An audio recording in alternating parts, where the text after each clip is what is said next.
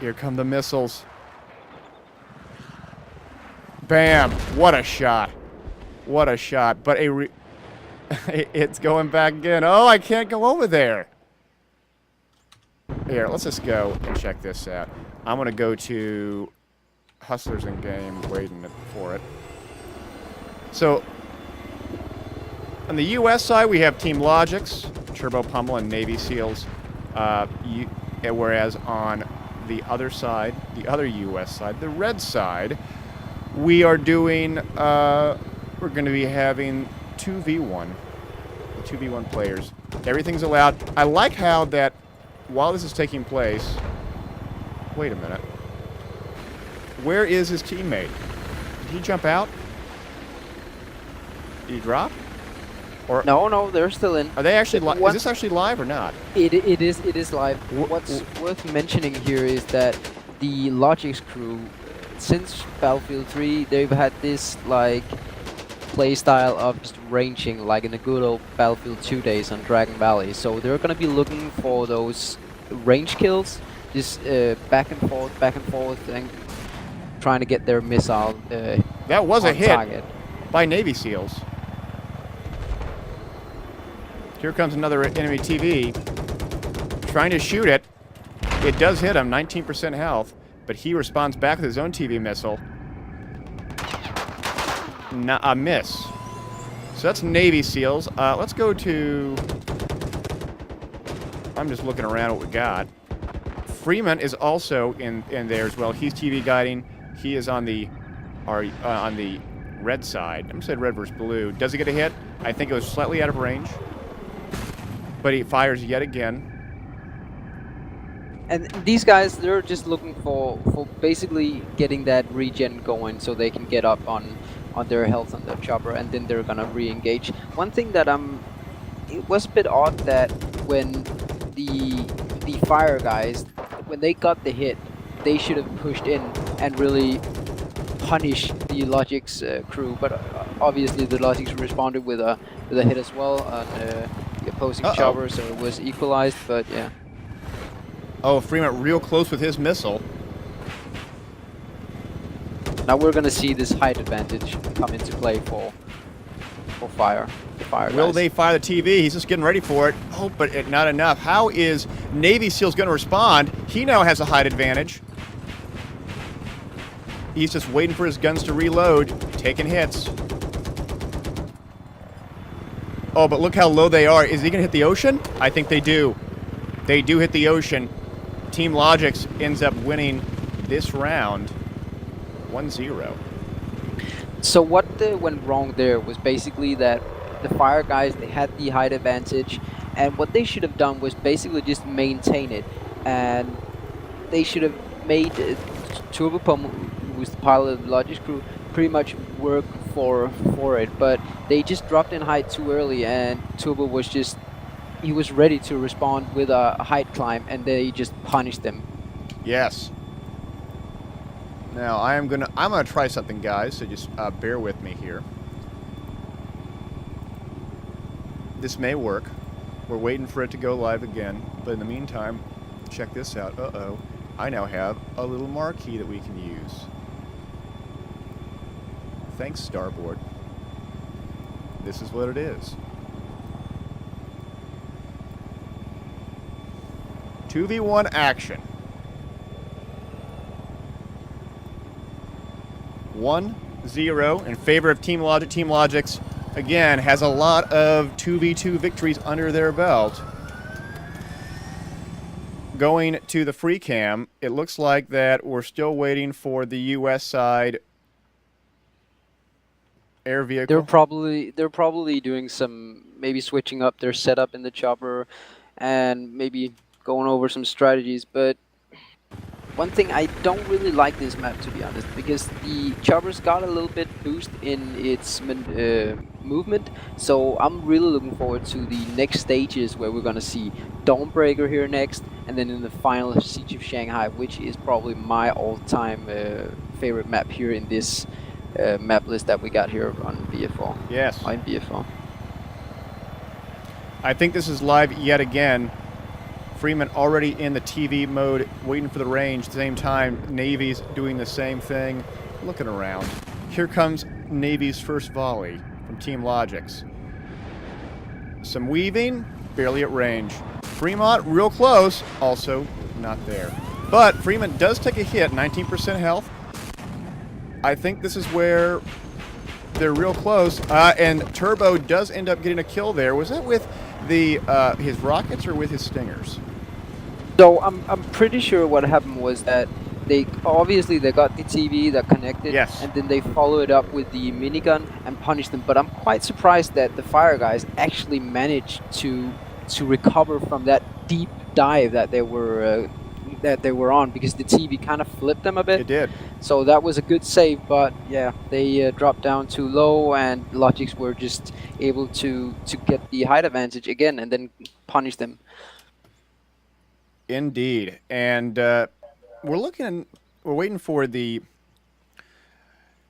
2v1 team's helicopter to spawn back in.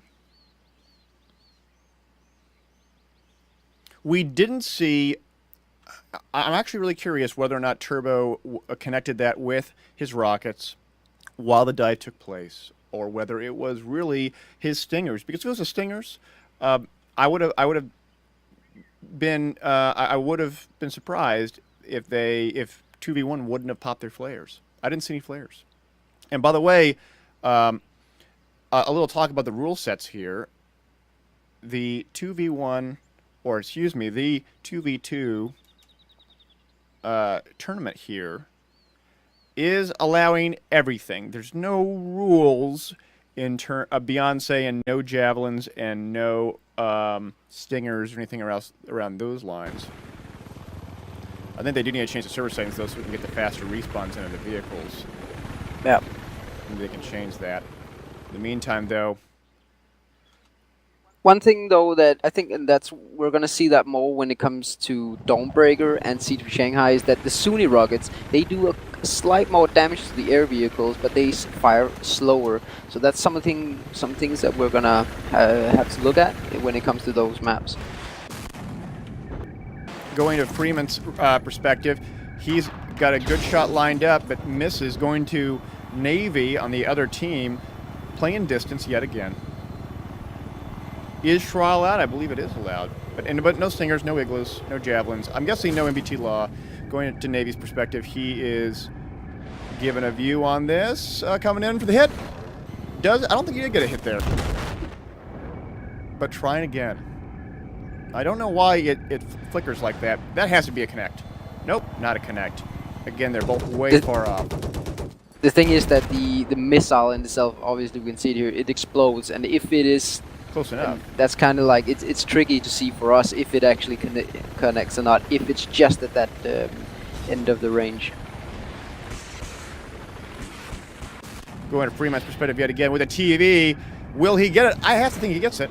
I didn't see any lock on or any hit indicators though on that. Trying again. Oh, you can tell that the team logic is slowly backing up while they're doing that, and so they're just incrementally getting enough at range just so that the missile is not going to be able to be successful. And I don't know if you noticed this, but with Freeman, he actually fired a few rounds of his 30mm. He would have had that reload already start before he was going to be able to engage, just in case. I don't think it's going to have distance. No, it doesn't. Going to Navy though. Navy from Team logiX still trying to do this. Here comes a missile.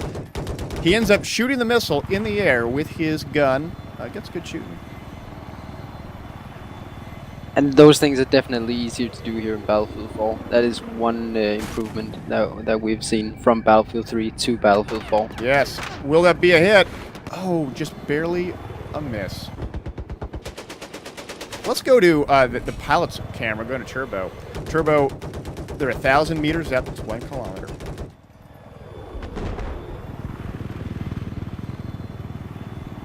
Using his heat seekers, trying to get any kind of lock, but he is not at distance. Let's check out the other Plajari. He is also there, 890 meters away.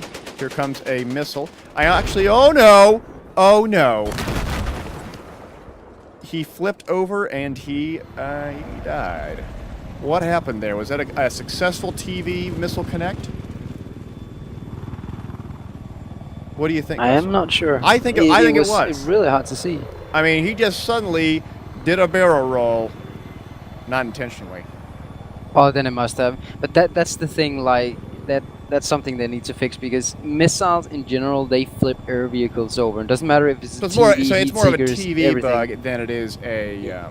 Yeah. Got it. Okay, that makes sense.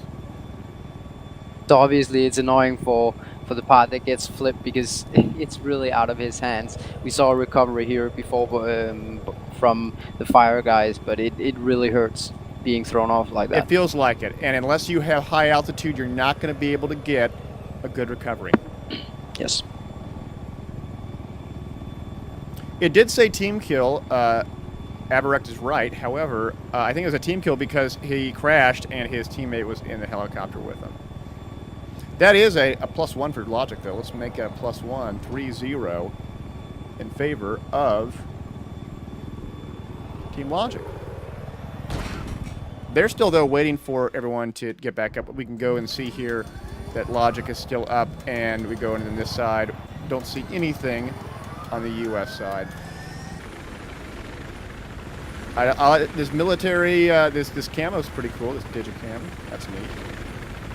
I think at least my favorite, I haven't been able to unlock it yet, but the camo to go to is probably the Tiger Shark camo. I think that looks really, really dope.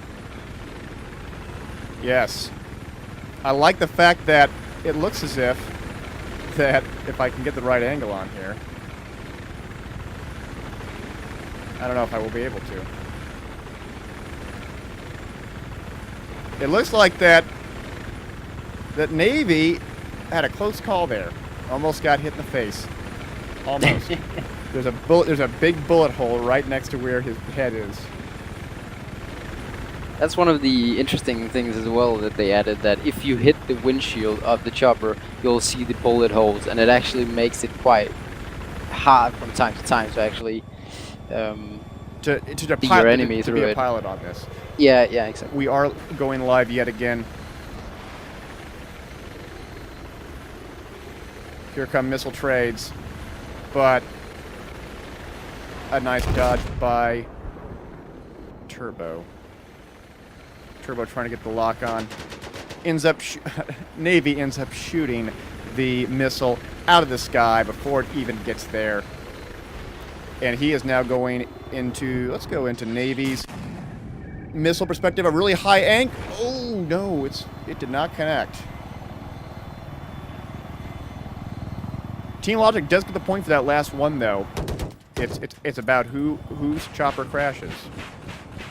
Rockets inbound, going to Turbo. Turbo 875 meters away. Here comes a TV. Let's go to the Navy perspective on the TV. And a little bit low. Going to Turbo. Ends up dodging. Going back to, let's go to Plajare, see how he deals with this. Whoa!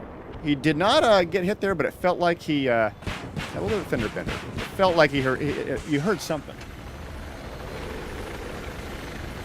The thing is, though, that the TV missile, it's so sensitive to the smallest movement. So I think the best way to get on target is really smooth. You really need to be able to handle the TV smooth and control the mouse, because it's... A hit. That was a good hit. And finished off. The helicopter goes flying. Team Logic gets another point yet again here. The score right now is 4-0. Now, will they tell us, Hustler, for this specific match, is it best of 7? Is it best of? Is it just? It is. It's one team has won the match when they will destroy the enemy chopper 7 times. But after 5 times destroying one chopper, teams swap sides, and so we are 4 rounds in right now. 4 rounds in. One more round, and we'll be switching sides. But again, it's first to 7. Exactly.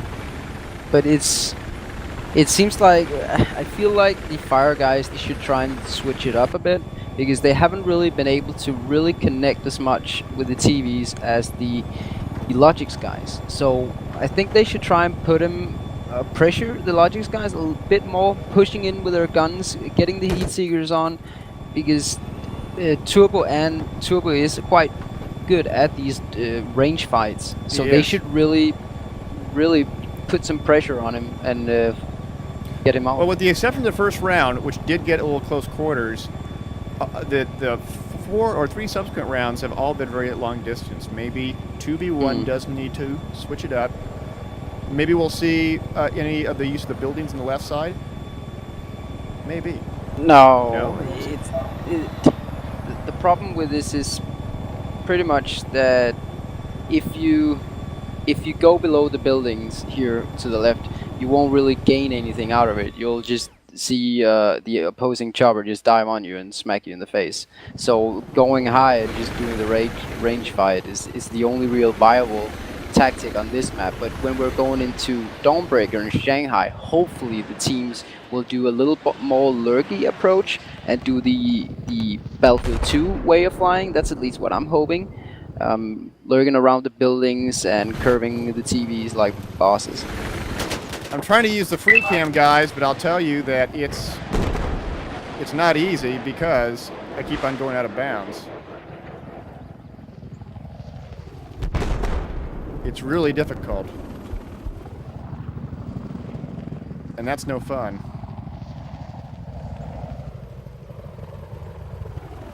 See, I can't go over there. It's really tough. Here comes another missile. A dodge. See, I can't. Guys, I'm just going to stay in these perspectives, unfortunately. Wow, Turbo dodges very quickly. Here comes another one, though. Another good dodge. A lock-on with the stingers. He does jump out to do a flare glitch. Those missiles are going crazy, going to Poljari. He's also trying to get locks on, all while trying to utilize his rockets. Another lock. Uh-oh, took a TV to the face. They are hurting.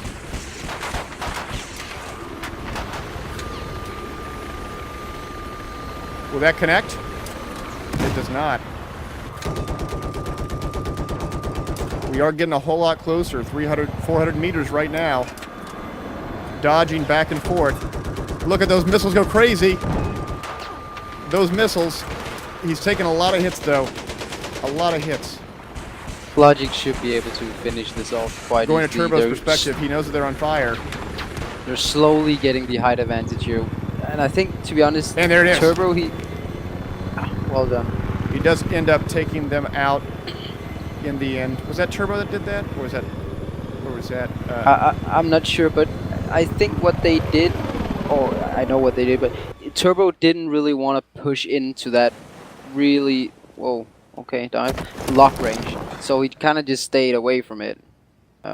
He's been doing that most of the times here, because you can fairly easily recover from these mobility hits. You just need to extinguish it. That's pretty much it. That makes sense. It's 5-0. They are now switching sides. After 5 in, we are going again.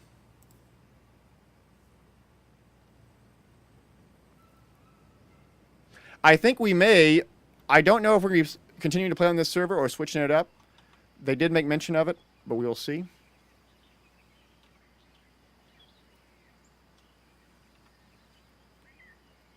We did see Team logiX utilize the flare glitch. Do you think that was instrumental in them winning this round? Well, it definitely helped. I mean, to be honest, that thing needs to be fixed, because you can't...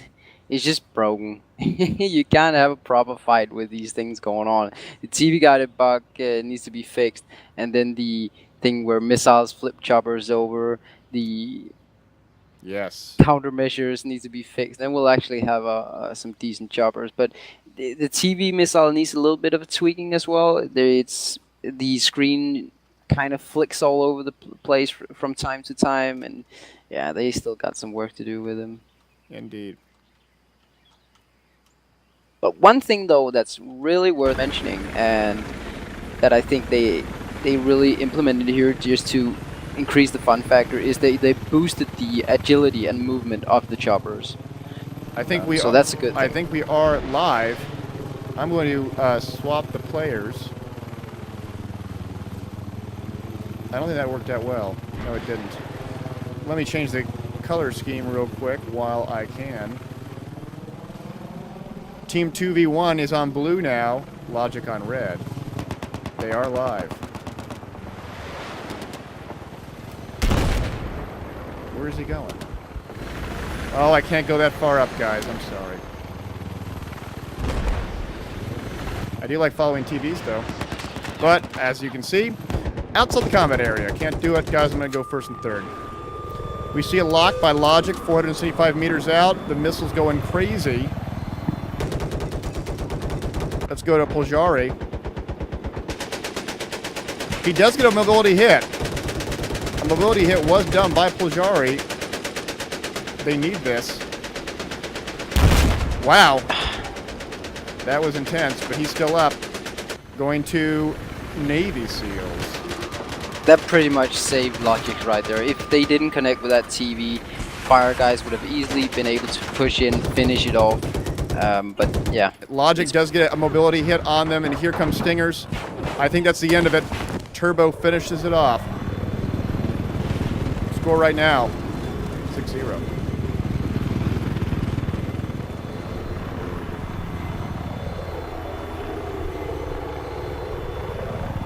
logiX have been really precise with their TVs, Yeah. and it feels like every time that the Fire guys gets a break, then and then hit the logiX crew, then the Navy just responds right back with a connect, and then it's just even it out. Yes.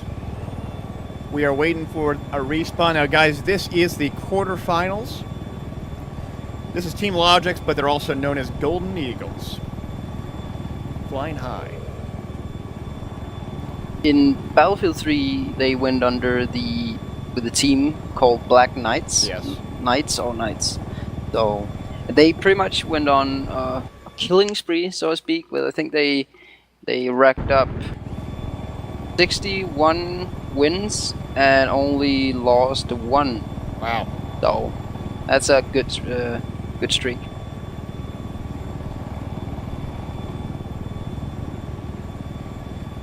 Waiting for the respawn to take place. logiX only got to win one more round, and that's the end of this one.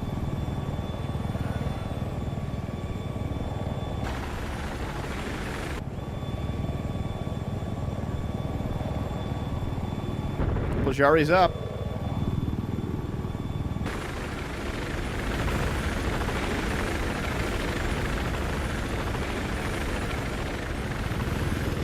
Here we go. This could be the last round.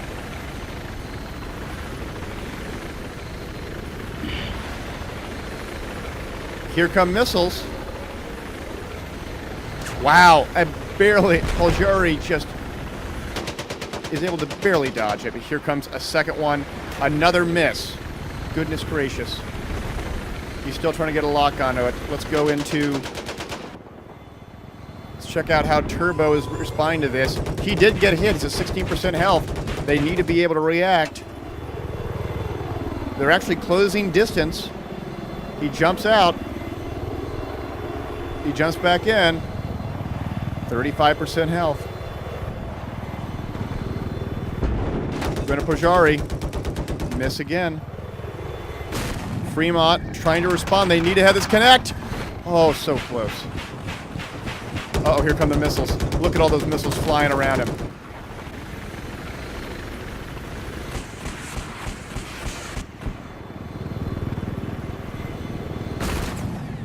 This could be it. Oh!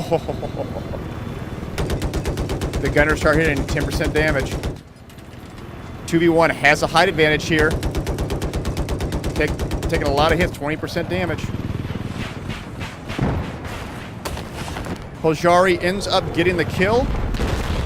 Guys, 2v1 is on the board. Oh, that wasn't right. Other way around. Excuse me. There you go. But this was definitely what they needed to do. They pushed in, got the kill, and they kind of caught the logiX guys. Yes, and guys, remember this is just a test cup, just to see what works and doesn't work. There will be subsequent cups on ESL in the future for 2v2 Helo.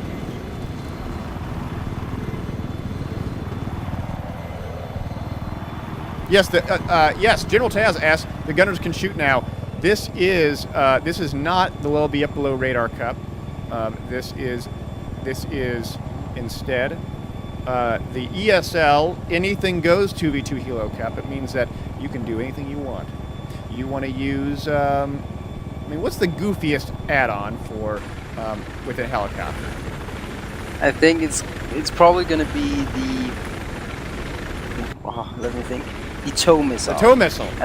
And I'm quite surprised that none of the teams are actually using it, because even though it's really hard to connect with it, then when you're pushing in, It I can think be a the straight gunner, shot, right? it's a one-hit kill. Yes. So basically what I would do would probably be to have the gunner with the tow, and then if you get close enough, then you just like push in and just go balls deep, and then you can have your have the switch in the air and just have your gunner just nail it with the tow, because I do believe you have 2 tow shots that you can fire in a row, so you got some chances.